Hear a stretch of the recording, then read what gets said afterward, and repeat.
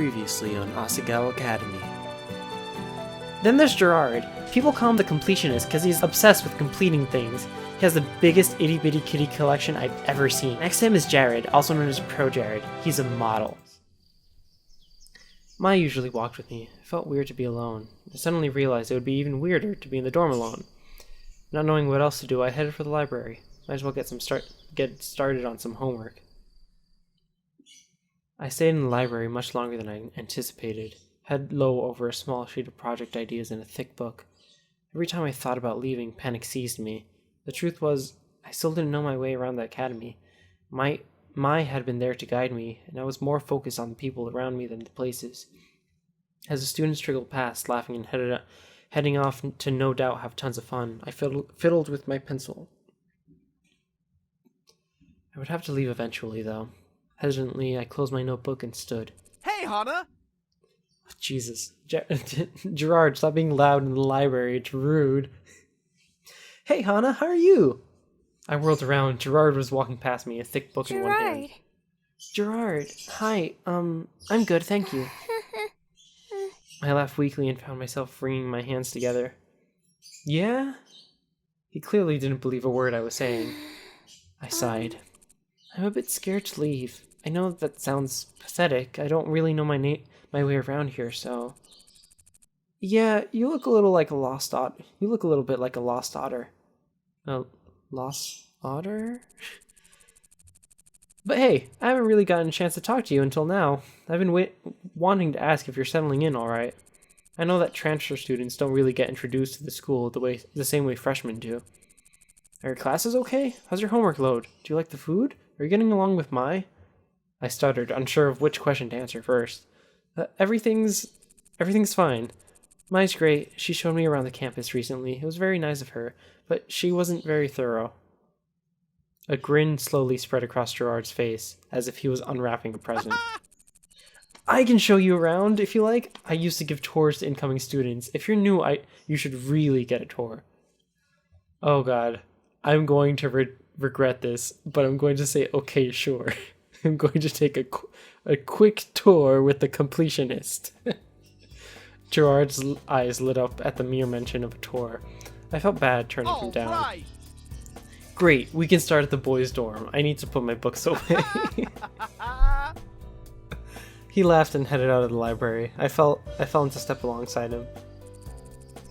Has anyone told you we don't get many transfers? It's been implied. I've always wondered what the new students think of everything right as they get here. I wish I could experience everything here for the first time again. Was your old school anything like this? Not at all. It feels more like a college campus because of the dormitories. My old high school was a big brick building. Gerard nodded. I thought he wanted to say more, but there we were, in front of the boys' dorm. He pulled open the door in front of me, and once inside, he held open his hands. Aw, yeah. This is Bluebell House. It's where the boys live. It's literally a carbon copy of the girls' dorm, except that the walls are blue. Feel free to walk around, but probably don't go into any of the rooms. I'm going to go drop this off. I'll be right back.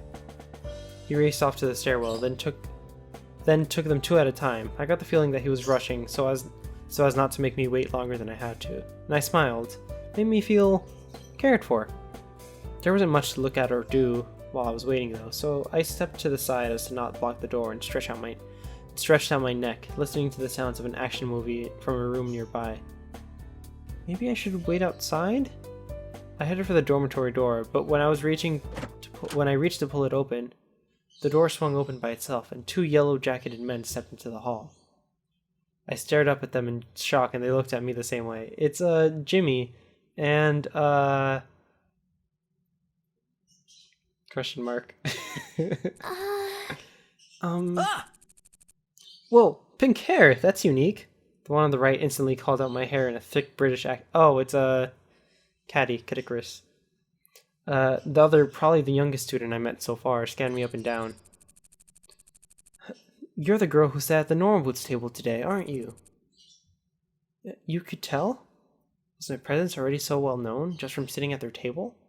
I wasn't sure whether to be pleased or upset, but the men in front of me were busy talking amongst themselves. I'd never thought they'd entertain a girl to join them. Do you think it's because of the puzzle incident? Shane would never be comfortable with someone joining up just like that, though. They hardly know her. There must be some reason she's out with them, though. If they're planning a secret weapon, we should get back at them. Excuse me? I shouted into the middle of them, shocking even myself. I usually wasn't so loud or forward, but the way those two were bickering gave me the impression that if I didn't stop them, they'd keep going on forever. I'm right here, you can just ask me something if you're confused. Hey! Hey, you're right. So, are you joining the Normal Boots Club then? Or... Joining the Normal Boots Club never even crossed my mind as a possibility. All I was thinking about was getting in good with them, getting on their good side so hopefully people wouldn't mess with me. Actually joining the club.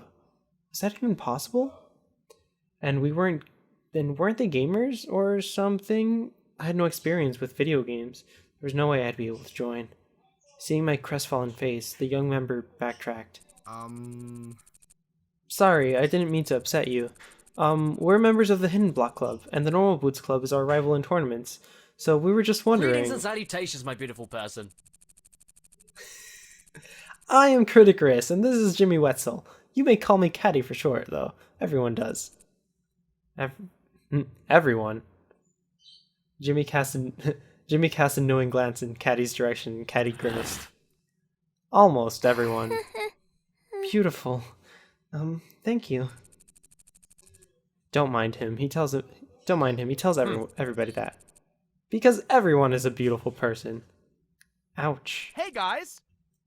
Oh, hey guys! Gerard skidded around the corner, panting as if he ran the entire way. In fact, I didn't doubt that he had. I see you met Hana. She's a new friend of ours, so be nice to her, alright? Would we ever be anything but nice? Yeah, whatever. Last year's tournament would beg to differ. That was one time, and that was only because Shane ate my pizza. Oh yeah, I forgot about that. Later, guys! Anyways, I don't want to keep you. I was just giving Hana a tour of the campus, and since she's new here. Well, it was nice meeting you. I hope we'll see you around more. Bye. It was nice meeting you. Gerard waved the pair off as they climbed the staircase, then held the door open for me again. And we're off again. That's Azalea Art Center. There's a recording booth and lots of spare room for clubs to meet in. The theater is right next to it. It's where John holds the drama club and all its rehearsals.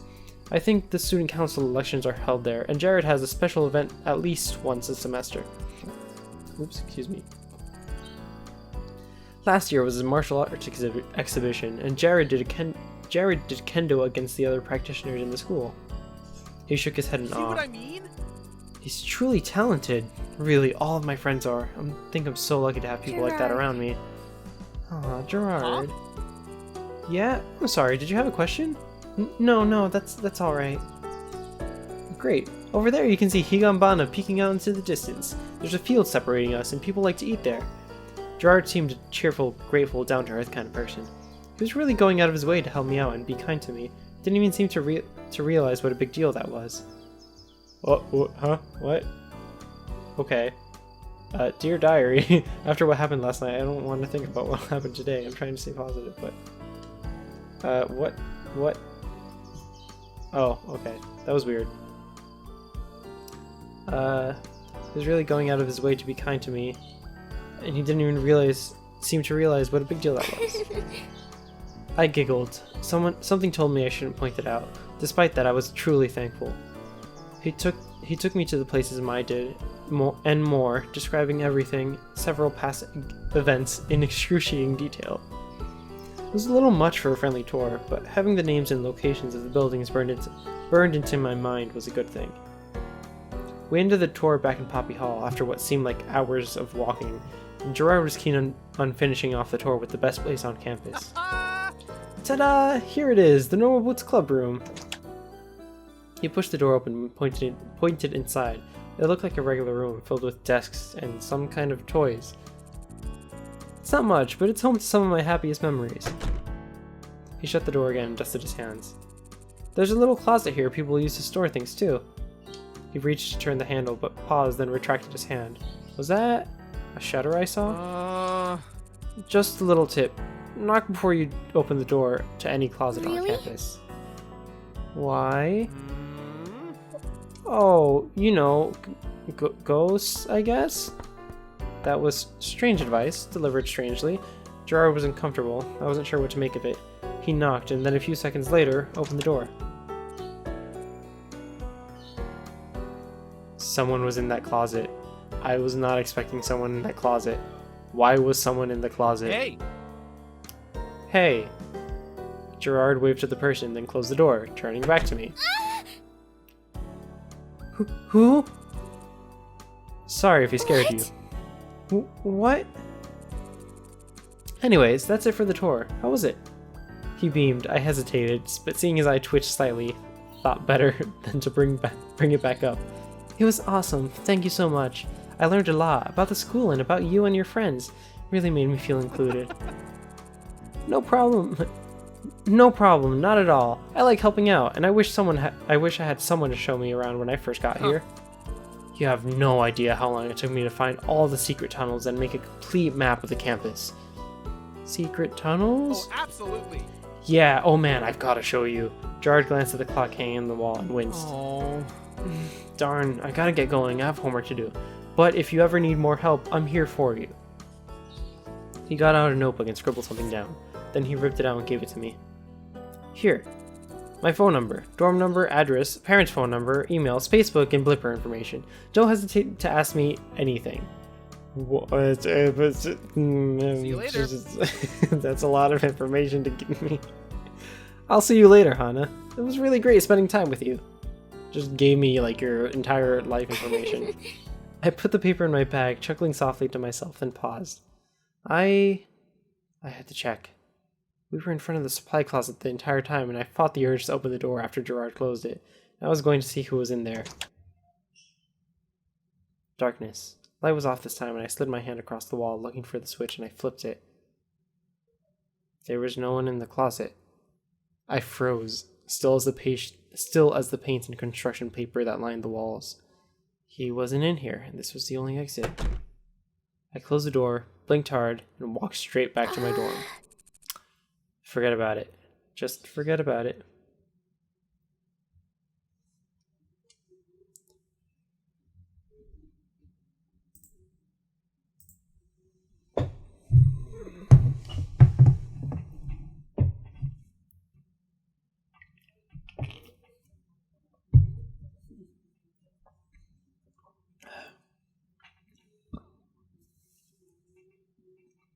This is going to require a little bit of editing, not that much.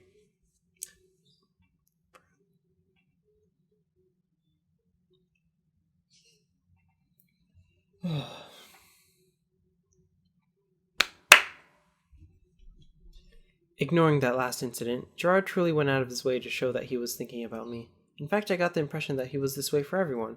Maybe even everything. He was thorough, very thorough.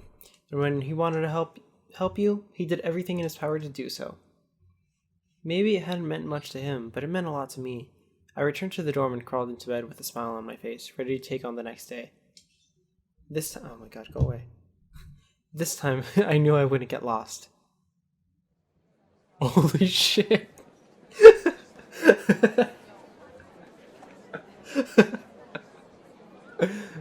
Maya and I arrived at Poppy Hall the next morning, and it immediately became clear something had changed. Posters drenched in nausea-inducing neon colors were plastered on the lockers. Several students gathered to take a look. Oh my gosh. We walked over to one of the walls to get a better look. Is that Jared? When Maya didn't respond, I turned to look at her. The expression on her face told me that her mind had wandered somewhere that would have made a call girl blush. Mai, you're drooling. That seemed to jolt her out of her fantasy. She lifted a sleeve to wipe away the drivel on her chin. I am not. What are these posters for? Well, last year, Jared put on a fashion show. It looks like he's doing it again this year. I didn't know Jared was into fashion. Mai shrugged. He's not. I waited for some type of clarification. So cute. One time in biology, I saw him take off his sweater and his shirt got kind of stuck to it and pulled up, and I swear he had like 20 abs. I waited in Good vain. morning. Hello, ladies. Oh no. Mai and I whipped around. There stood Jared in all his glittering, magnificent glory. Mai's face turned a blushing pink. The most beautiful guy in school. I see you're admiring my totally sweet posters. Yeah, they're really something, Jared. I like your abs. With sudden soul-crushing realization of what she said, her expression twisted into a mixture of horror and disgust. Jared was unfazed. Thanks, but Hana, it was actually you who I wanted to speak to. Why would he want to talk to me? Oh, yeah, okay, what's up? Jared looked expectantly at Mai. She didn't move. Realizing she was in trouble, I nudged her with my elbows as subtly as I could. Mai, would you go get me a soda? I'm really thirsty. Without a word, Mai scuttled away. Jared turned back to me with a coolish glint in his eye. He seemed used to the effect he had on women. I wanted to talk to you about the fashion show, actually. You're new here and all, so you probably didn't know. But every year I like to put on a little fashion show to showcase my modeling skills. Wait, what? You know, just to make sure people don't forget what I'm capable of. He reached into his pocket and pulled out a stack of glossy photos and thrust them into my hand. I stared down at them in awe. Oh god, oh my god.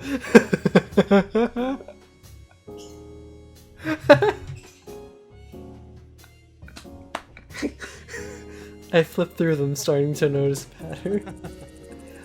As you can tell, my beauty is something that simply can't go to waste. I can't look at this image. I like to hold a fashion show here at Asagao Academy to ensure everyone gets their yearly dose of Pro Jared. I flipped to the last photo.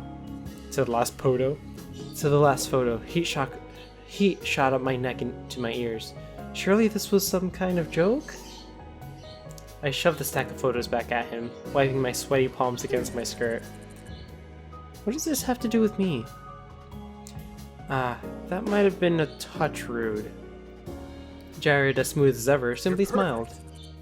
I think you have potential, Hana. He leaned suddenly in close to me. So close, in fact, I could smell his cologne. Musky, sweet aroma of earthy scents and, ham? Potential for what exactly? Jared shifted, his mouth close to my ear, and I could feel its heat. For greatness. He reached into his shirt pocket and retrieved a small slip of paper. With quivering hands, I accepted it. All right. My card. My number's on the bottom. If you're ever interested, I can teach you a thing or two about modeling. I stared down at the card in my hand, feeling that if I looked away, it would disappear.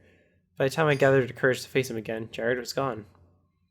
Feeling quite dizzy, I headed for class, the business card strangled to death in my white-knuckled hand. By the time I got through the milling students into the classroom, Maya was sitting at her desk, face down and completely still. I took my seat and twisted around to poke the dejected Mai-shaped heap. She didn't budge. Mai. I heard a muffled groan of despair. I can't believe this. I'm such a social disaster. No, you're not. I tried to sound comforting, but I was never good at this sort of thing. Mai finally lifted her head from her desk. What's that? She motioned to the business card that was still in my hand. I sat in front of her. Maya praised it for a long minute with a blank face, as if I set a rare artifact in front of her that she didn't actually believe was real. Then her eyebrows pulled together. He gave you his number? Well, yeah, sort of. I mean, not really. He said I should call him if I want to teach me how to model like him?